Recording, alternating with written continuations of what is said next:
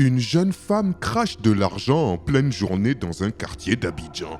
Des vidéos montrant une jeune femme vêtue d'un habit de chasseur mandingue, plus communément connu sous le nom de Dozo en Côte d'Ivoire, circulent actuellement sur la toile. En effet, hier matin dans le quartier d'Adjamé à Abidjan, de nombreux riverains ont aperçu la jeune femme assise sur un trottoir, vêtue d'un habit traditionnel de Dozo.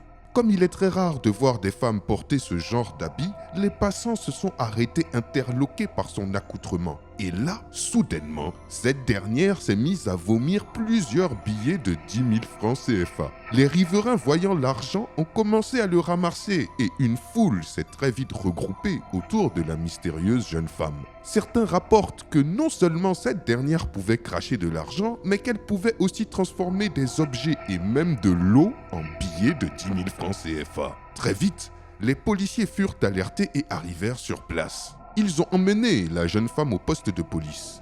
Ces derniers ont très vite remarqué qu'elle n'était pas dans son état normal et qu'elle délirait. Une fois identifiée, on appela ses parents sur place. Dès qu'elle enleva les habits de Dozo, elle recouvra toute sa lucidité et sa raison. Elle expliqua alors que son mari était un Dozo. Et qu'en son absence, par curiosité, elle décida de porter les habits traditionnels de ce dernier. Depuis ce moment-là, il y eut un blackout dans son esprit jusqu'au moment où on lui enleva ses habits dans le poste de police. Elle ne se souvient pas des prodiges mystiques et financiers qu'elle avait accomplis auparavant. Waouh! Quelle histoire incroyable!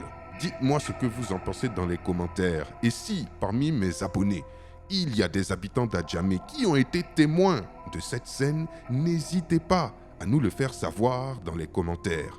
Je vous dis à très bientôt pour une nouvelle vidéo. C'était Takashi J numéro 1 sur les histoires mystiques de l'Afrique.